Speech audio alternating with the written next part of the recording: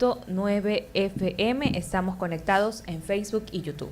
Ahora tenemos al ingeniero Álvaro Miranda Gómez. Él es magíster, asesor y docente universitario. También se desempeñó como director de sostenibilidad y seguridad vial de la ATM.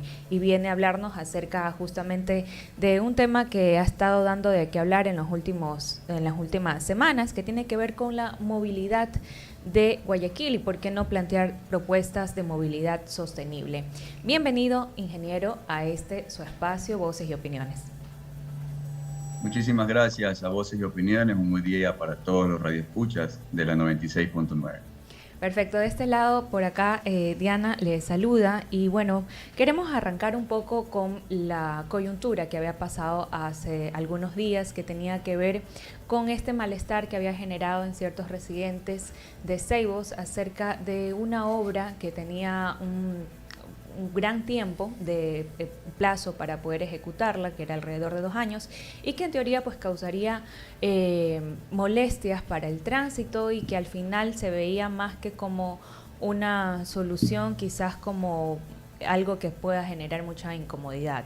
A partir de eso, pues salieron voces ciudadanas a reclamar por este espacio. Y bueno, vemos que la obra está paralizada, que ya tiene que ver por un tema adicional, un tema ambiental. Pero en todo caso vemos que como tal la movilidad en Guayaquil puntualmente sigue siendo un tema pendiente. ¿Qué análisis podemos hacer respecto a esto? Bien, muchísimas gracias, Diana. Sí, primero recordar que la movilidad es cómo nos conectamos con la ciudad. La movilidad es la primera herramienta del urbanismo. Deben ir como primos hermanos, siempre de la mano, trabajarse de la mano. No podemos pensar en hacer urbanismo sin primero pensar en la movilidad de un niño de 8 años y un adulto mayor de 80. Entonces hay que cambiar primero ese paradigma.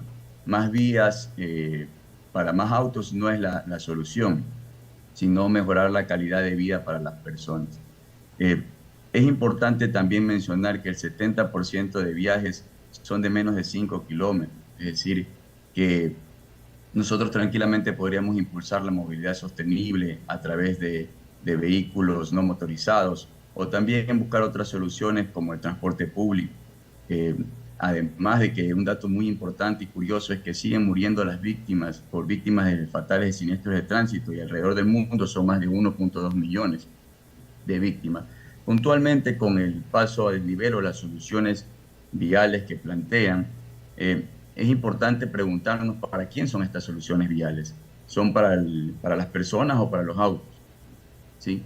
Es importante que sepamos que también el transporte público eh, causa alrededor del 24% de las emisiones de CO2 y esto podría cambiarse tranquilamente cambiando, migrando del auto particular a vehículos no motorizados. Esto puede reducir el 45% del CO2 por pasajeros por kilómetros.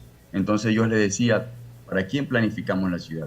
¿Queremos una ciudad más inclusiva? ¿Queremos una ciudad más accesible? ¿Una ciudad sostenible y resiliente? ¿O queremos una ciudad simplemente llena de pasos elevados? Es importante el estudio vial que se hace, ¿no? No solamente pensar en que el paso elevado va a ayudar al vehículo, sino también conversar con las personas, porque antes de levantar concreto hay que levantar datos. No estoy diciendo que no se lo hizo, no estoy diciendo que no hubieron los estudios apropiados, tampoco estoy diciendo de que esto de aquí no es justificable, ¿no? Pero sí, antes de construir pasos elevados, se deben evaluar más soluciones sostenibles y más que nada, trabajar con la comunidad, trabajar en mesas técnicas, trabajar en mesas junto a la ciudadanía, que es lo que veo que se ha perdido. Yo recuerdo que cuando estaba en la ATM teníamos una mesa de movilidad urbana sostenible y en esa mesa tratábamos de impulsar esta movilidad sostenible en la ciudad, creando más espacios caminables, más espacios para la bicicleta, más espacios para que las personas, como yo les decía al principio, los niños de 8 o los adultos mayores de 80 años puedan cruzar la calle. Ahora empezaron a construir este paso elevado sin pensar en las personas, en los adultos mayores que iban al hospital. Y por ahí estuve viendo unas entrevistas y videos de personas que tenían que caminar hasta el centro comercial para tomar el ascensor y poder cruzar a este hospital. Diana. Bueno, sí, es verdad. Creo que la ciudad, y también no solo la ciudad de Guayaquil, sino también el Cantón San Borondón, está pensada más para carros que para los propios ciudadanos. Pero hemos visto por parte de las autoridades ciertas iniciativas, como en los domingos cerrar las vías principales, en el caso de Guayaquil, en el malecón. ¿Esto hasta qué punto puede ser sostenible? Bien, esa es una forma de impulsar, utilizar un vehículo que no es motorizado, como en este caso la bicicleta o el caminar. Es una forma muy buena, es una buena práctica para hacerlo. Se lo hizo en Guayaquil, en mi momento lo hicimos hasta más de 24 kilómetros de ciclovía, de ciclovía recreativa en este caso. En San Borondón, que usted también lo menciona, también se lo hace todos los domingos, pero en Guayaquil se lo dejó de hacer por mucho tiempo y creo que han reducido también en gran cantidad el kilometraje. Esto es muy bueno, pero más allá de hacer programas de concientización vial, más allá de ir con educación vial a las escuelas, también se tiene que trabajar con la comunidad en planificación urbana, en buenos diseños urbanos para la ciudad. Tenemos que trabajar en sostenibilidad urbana, zonas de bajas emisiones. No tenemos zonas de bajas emisiones en ningún cantón de la ciudad. No tenemos corredores verdes, o tal vez quisimos tenerlos, pero nunca se avanzó. Entonces, yo sigo haciendo la pregunta, tal vez construir soluciones viales, porque usted lo mencionó, aquí en San Brondón también están haciendo pasos elevados para el peatón, y ahora el peatón es el que sufre, que tiene que subir y cruzar cuando el vehículo debería de esperar, como vemos en otros países, a que el peatón cruce. Pero Aquí le si damos entendemos mucha prioridad. de que tanto la vía principal de San Borondón como la que es la principal en Los Ceibos son vías rápidas, ¿verdad? No son vías normales. Se supone que son carreteras. Es una vía a San Borondón o una vía a Salinas, ¿verdad? ¿Cómo podemos compatibilizar justamente las necesidades del tráfico, de la cantidad de vehículos que pasan, con semáforos que a la final es lo que hacen es ralentizar la vida de todas las personas en comparación a los pocos peatones, de todas las personas que van a sus casas o van a sus trabajos? Muy buena pregunta. Efectivamente, fueron construidas para ser vías rápidas, como la vía perimetral, como la avenida Narcisa de Jesús. Fueron vías rápidas, pero una vez que ya hubo urbanización, ya estuvieron urbanizadas, es decir, ya hay personas por el sector, ya dejaron de ser vías rápidas. Y la prioridad exclusiva la tiene el peatón en este caso. Recordemos que tanto ustedes como yo somos peatones siempre. Yo ando en mi vehículo, pero tengo que caminar también. Y la prioridad tiene que ser para el peatón. De esa forma podemos evitar que existan más siniestros de tránsito. Al construir este tipo de vías, le estamos dando prioridad al vehículo y esto de aquí lo que hace es que aumentemos la velocidad. Vamos a aumentar las velocidades en la ciudad y lo que vamos a tener como resultado es mayor víctimas por siniestros de tránsito. Y es más, me parece que en el estudio vial, que yo les decía también al principio, no es que estoy juzgando los estudios de tránsito. Entiendo que hicieron modelación de tráfico, estudios de seguridad vial, análisis de multicriterios.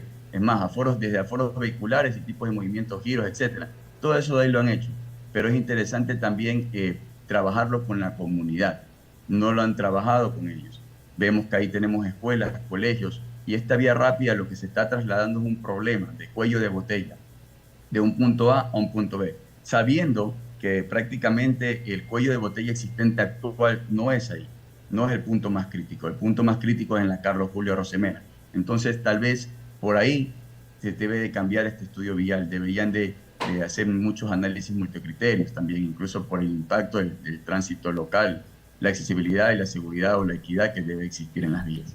Pero No, claro, nos decía el municipio que era un programa de 4 obras que estaban haciendo. ¿Cuáles eran esas 4 obras? Porque no solamente la que está ahí por el McDonald's de Los Ceibos que se quería hacer, sino que habían 3 obras más. ¿Cuáles son esas otras 3 obras? Me parece que estuve viendo, yo desconozco en su totalidad, pero sí escuché que eran 5 soluciones viales. Pero volvemos a lo mismo. ¿Soluciones viales para quién? ¿Soluciones viales para el vehículo o para las personas? Claro, pero Entonces, nadie está caminando del McDonald's a Puerta Azul. O sea, pero yo también ahí me sumo con otro punto, y creo que es el transporte público. ¿Qué tan importante puede ser un transporte público de calidad para evitar los colapsos de carros individuales? efectivamente, a ver, vamos hablando de movilidad sostenible. Existe una pirámide invertida de movilidad sostenible donde el peatón es primero y al último es el vehículo particular. Luego de la bicicleta, luego del transporte público, luego incluso hasta el transporte como los furgones, etc. Entonces, el transporte público debería ser una solución vial. debería de ser fomentado para que nos mueva de un punto A a un punto B de una manera segura. No tenemos aquí una manera segura para movernos en transporte público. Ustedes se atreverían a tomar un bus de ir de un punto A a un punto B. No, es muy Entonces, clasista, pues, ahí empezando por ahí. El transporte público deberíamos visto trabajar desde por ahí. Ecuador es súper clasista y no debería ser así, debería ser público para todos, ¿no? Exactamente. E incluso esto podría trabajarse como intermodalidad. Dejar el vehículo en un punto, en un garaje, y de ahí movernos al centro de la ciudad para evitar hacer congestión vehicular, para evitar la contaminación medioambiental también que hay en el sector. Entonces, todo ese tipo de cosas son soluciones que primero debería hacerse. Yo los mencionaba.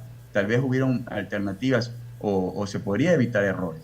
Construir pasos elevados sin evaluar soluciones más sostenibles es uno de los errores que se podría evitar. Son las Tal vez 8, sí. ignorar este impacto en entornos peatonales urbanos puede fragmentar incluso hasta los barrios del sector. Son las 8 horas con 23 minutos y estamos en diálogo con el máster Álvaro Miranda, quien es asesor y docente universitario, hablando de temas de movilidad y planificación urbana. Justamente sobre este último punto se ha señalado pues que Guayaquil ha carecido desde su nacimiento de una planificación urbana como tal. Ahora se ha visto pues que en los últimos años, por ejemplo, se han implementado rutas para el ciclismo, pero no han tenido esa precaución de tener justamente algo que sea probo para que puedan hacer las actividades los ciclistas, algo que también incluya un componente de seguridad. Entonces, tal como está la ciudad diseñada, ¿qué tan fácil es que se puedan hacer esos cambios necesarios, justamente que no solamente vayan mirando hacia los autos o vehículos motorizados, sino también al peatón, al ciclista y a los otros componentes de la pirámide? Bien, una ciudad nunca está terminada. La planificación debe ser siempre participativa, flexible, basada en evidencia, evaluar y corregir regularmente. Una buena planificación urbana no puede ser solamente para el vehículo, como lo estaba mencionando. El tema de las ciclovías, se dejó de impulsar el tema de ciclovías, el tema incluso hasta para parqueos de bicicletas también se dejó de implementar. Con respecto a la recrovía, que es lo que se hace en Guayaquil, está muy bien, es perfecto, lo apoyo ahora en el centro de la ciudad, pero debemos unir también estas rutas, crear más ciclovías, crear más espacios públicos para que se pueda compartir. Lo veo que lo están haciendo actualmente. Sería bueno que se haga todos los fines de semana, como lo hace también San Borondón. Pero más de eso, también es cómo podemos hacer una ciudad más justa, eficiente y saludable para todos.